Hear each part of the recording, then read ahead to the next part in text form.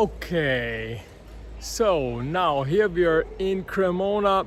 Okay, it is Saturday, the last appointment of my virtual Palm Expo edition here. It has been extremely interesting, and our very last violin maker of my transmission here is a maker, Fernando Salvatore Lima, and I somehow always had an eye keeping on him, what he's doing, because he has something very familiar with me. He doesn't know, but I made first guitars, and then I switched over at a very young age, to violins.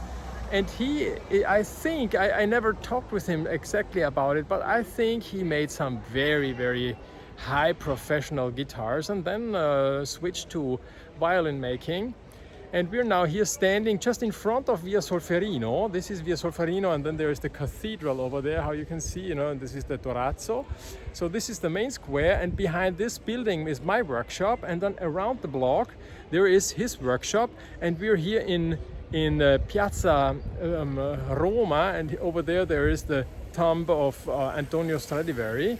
So it's a very central location, and we can now go to the workshop of Fernando, which is actually just here on this area.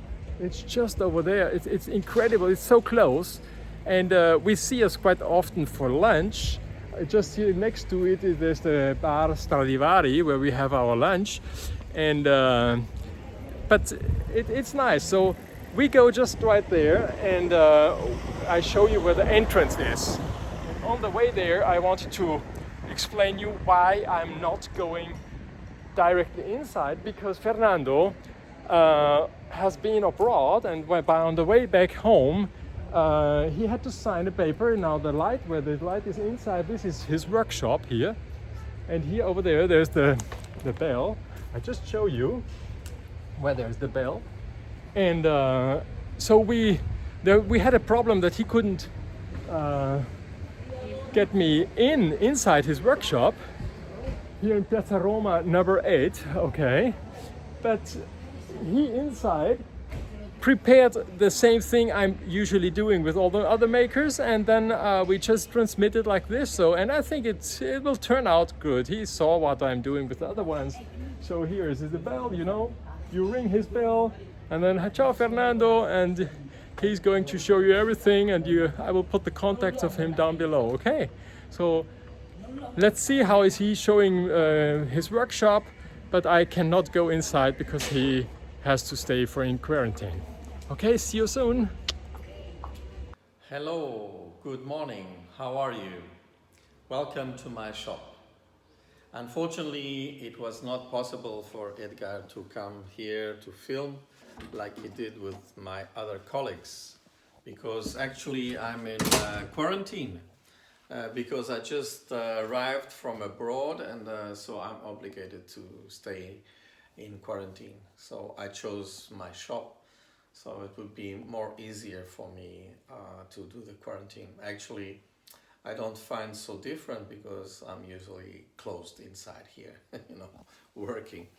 I would like to show you some interesting piece I have here. Is this very, very old piano. It's Apollo. It's an Italian old piano. And why is it so interesting? You don't find many of these, They could play alone. Some famous pieces, they have several rolls of this paper with these cuts, and it would play according to what is written here in this language. I don't know how to call it. Then you have the pedals inside here, 2 pedals that will make this go around, and just play the music. So everybody would be happy in the house, even if they didn't know how to play. Of course, that's not the idea of buying a piano, but people could buy them, so they used that. Here is the main room, let's say, where we try out the instruments. where I also varnish in that bench over there. And then if I have to have some meeting with a client or colleague or whatever, just we can sit down here or enjoy a coffee or something, a drink. I would like to show you something I find very, very interesting, is this picture. Let me see if I can bring it more close to you. So this here is Piazza Roma at the time where it's still were no cars. So they were only horses and carriages, you see, but it's mostly all the same. This is the building where I stay, where we are now during this filming. So my shop is here, number 8 in Piazza Roma. The letters are nearly gone, Okay, I'm sorry if I move a little, not so good with the camera. Okay. So, here I have my sofa where when I'm tired I can rest a little or just sit down and read some book or whatever. Yeah. Here I have some instruments, some restoration work. I keep it in here so things don't get lost. And I have a viola of mine, also a violin, a Guadagnini model of mine. These ones I don't actually sell, I just keep them so if someone shows up and wants to try an instrument of mine, so they can try an instrument. Otherwise it's a little difficult to have instruments inside, without selling them. The thing I like very much in my shop is several things. So one thing is that even the floor is wood, so it's very, very lovely to be in this ambience and create in this ambience. Another thing that I really appreciate is having the luck to be in Piazza Roma. So let me try to open the window. So if you look outside, you see all the green and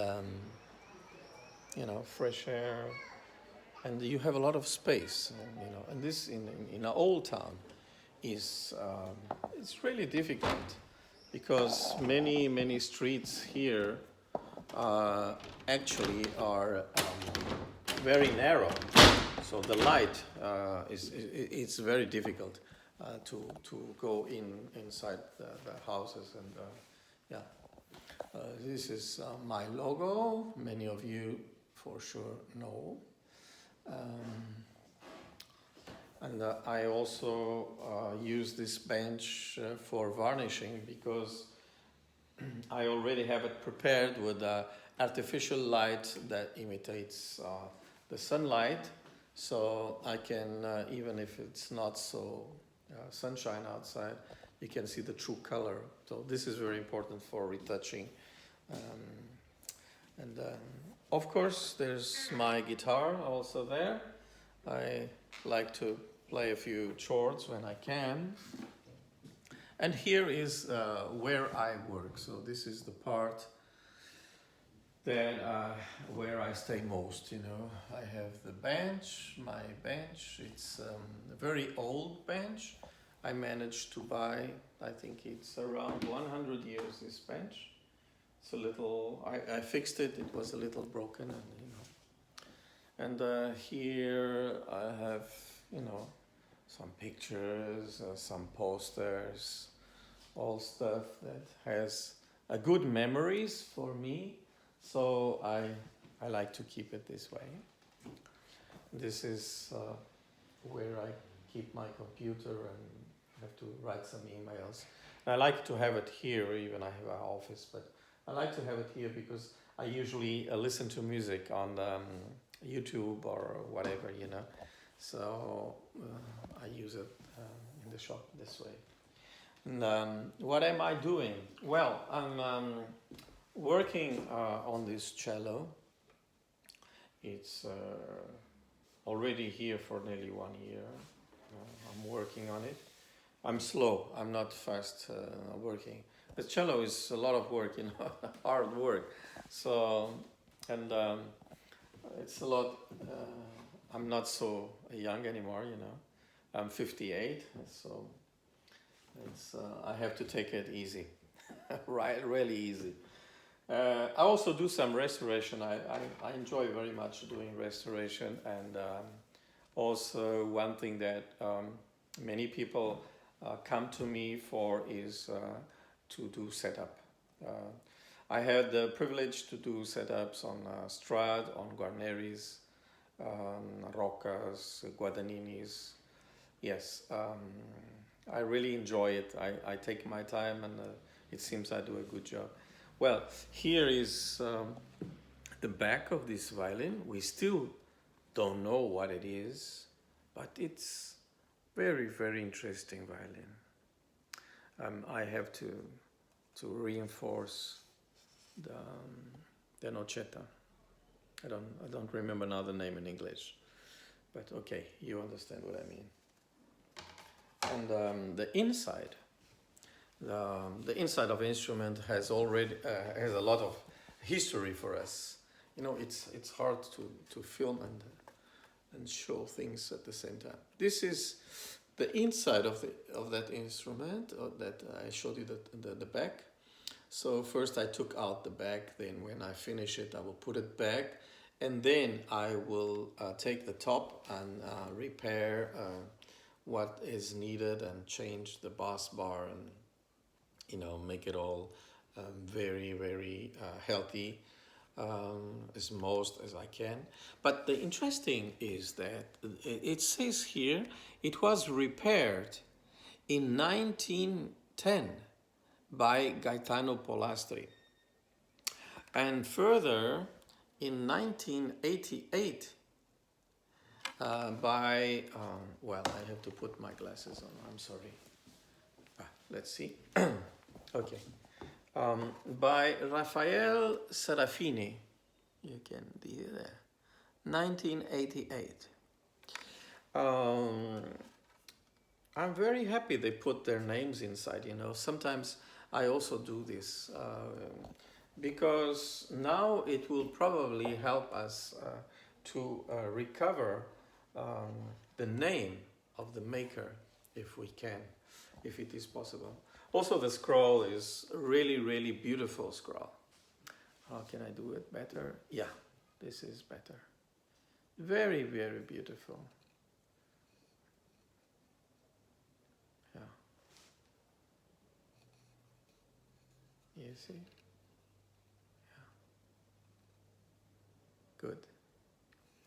Nice. So I'm just starting on it. It is just a few days. I'm working on it. First, take it apart. You must be very careful. You know, these old instruments are like old person. You have to treat them with respect. Respect the maker that made them. So, thinking this way, you must take your time. You can do it. You know, just in a couple of days. It takes time. Yeah. So here is where I work, and this is my view when I'm sitting down. Okay. Oh, you see into the other room there. And well, during the quarantine, I couldn't take many things along with me. So, sorry, the lockdown, not the quarantine. So I took a few scrolls that I had cut it, and I managed to make four violin scroll and one viola scroll. That's what I will need in the near future. So I had them already cut it, and so I managed to finish them. So this way, I always more or less worked, you know. So, of course, you don't work like you're in the shop, but still, it was Okay. Now, one of these scrolls, I will be using it. It's Guadagnini. Yeah. This model. So this, I use the internal mold. I don't use the external mold. I like to follow the steps of the old masters. I respect my colleagues that make the external mold, but for me, I prefer really to use the internal mold. This is the sound box. It is finished, so you can see. Yeah, like that is not so much reflection on the wood. So the spruce is always from Val di Fiemme. You know, we have this fortune to have in Italy really, really the best spruce you can have. And apart that it's so beautiful also to make a visit there. You know, you see all those beautiful trees growing, and you say, maybe you think, oh, one day, you know, this tree will become part of a quartet or whatever, you know, violins or cellos. It's fantastic. One thing I must say that I was very happy to know that when I returned to Cremona, now it's more than 1 week, I was very happy to know that there was no problems with any of my colleagues. So everybody is okay, and I was very happy to know this, because it has been a difficult moment for everyone, and for me, for my colleagues, and for families all around the world. But we hope this will go over, and things start to, you know, I look outside and I see people start to be normal, you know. Of course, always taking safety measures, but quite normal. So happy for that, and I hope this video finds you also in good health and with good disposition. I have something very, very special that I want to show in this video. You know, for violin maker, the wood is gold. So when we find a nice piece of wood, we go completely nuts. You see, I have this piece of wood from 1848, and this spruce is has a certification of dendrochronology. So it is not just because someone said, but it has been made a certification like you do in a Strad or Guarneri or whatever. You know, you can tell by the years of growing that this tree was standing in this year. You know, so this is 1848. But now you think, wow, you know, that's very old. Yeah, but listen, I have one here from 1588.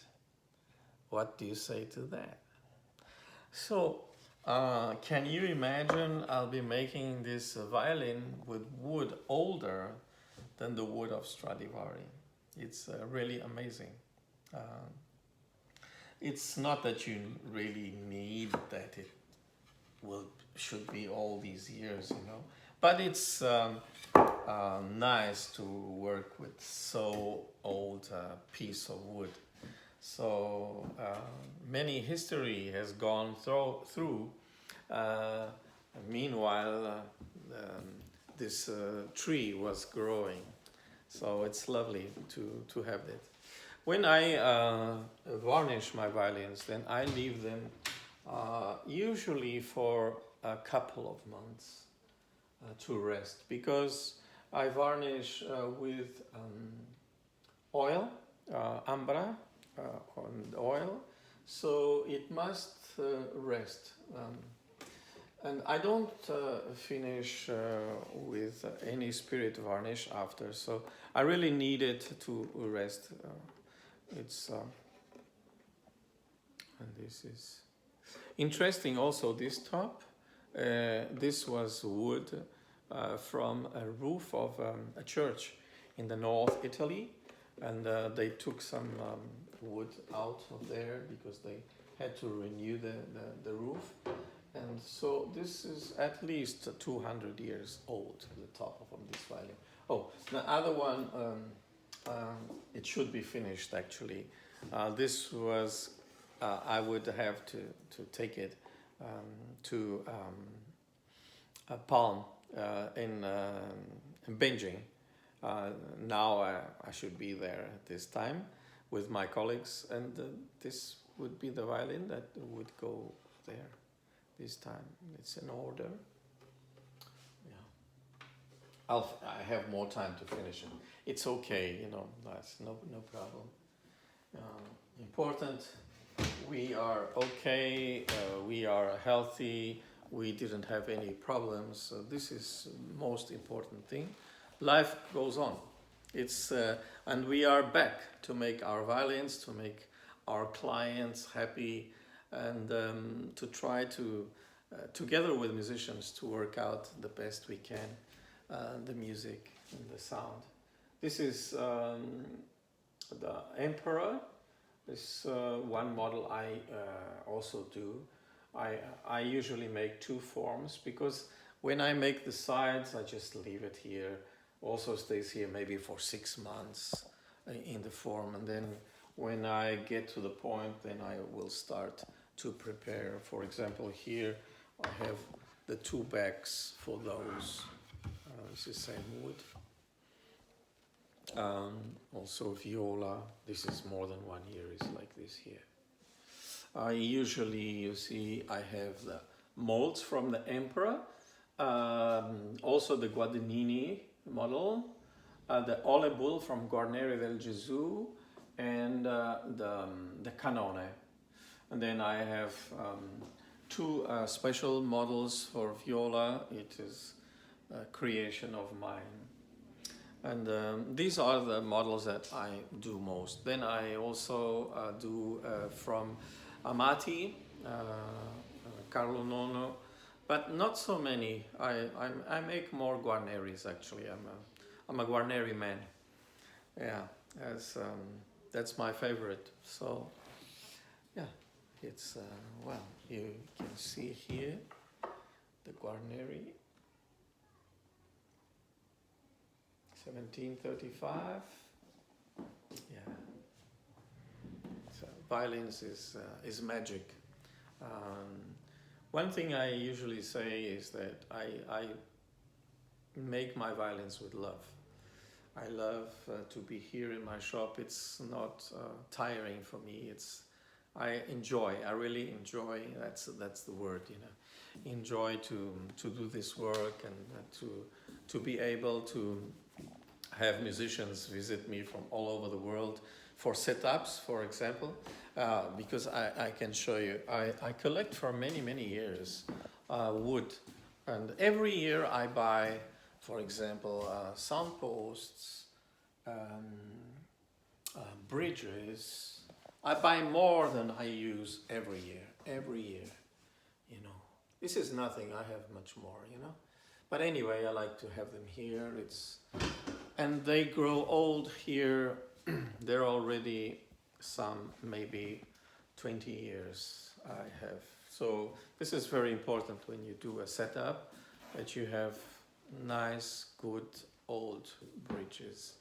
This will help to take the sound of the instrument, the best sound you can. This is so important. I have had the privilege to work here in the setup of Strad, also a Guadagnini, a Rocca. Yeah, a few nice instruments. These were the most important ones. Guarneri is still not, but I hope one day. Why not? So, and I also a very beautiful Tekler cello, really fantastic cello. And I like to work with the musicians and to develop the sound, if I can, to the best the possibilities of the instrument.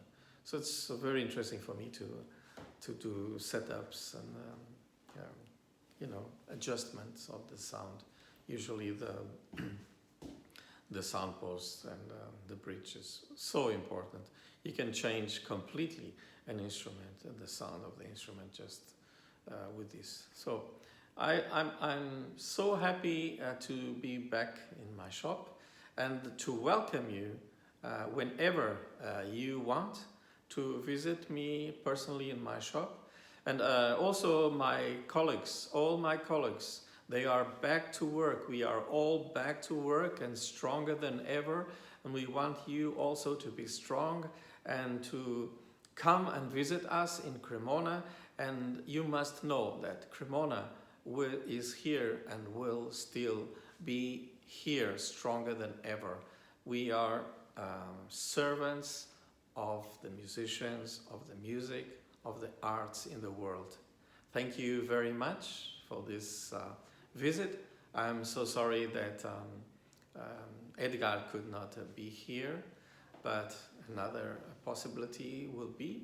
So have a nice day, bye-bye, and hope to see you soon. Okay, take care. Bye-bye, bye. Wow, this was very interesting. I think he made a very nice tour of his workshop, and I enjoyed it very much. I didn't expect that he's such a great YouTuber, you know. And yeah, so I think that was the last transmission from the Cremona Beijing Virtual Palm Expo, and I think we all enjoyed it very much. And I think this is a very positive experience even for me. It was more work than I actually expected, but I believe that this was a good success, and we will all continue making our instruments. And now I really have to rush back to my workshop. Still want to make some purfling and some things, you know. Now this weekend I'm going to work a little bit. Wow, and summer is coming, you know. It's so great, huh? Okay, keep in touch, stay tuned, and if you want some more violin making information, check out my Patreon, okay? Thank you for watching my videos. Bye bye, bye bye.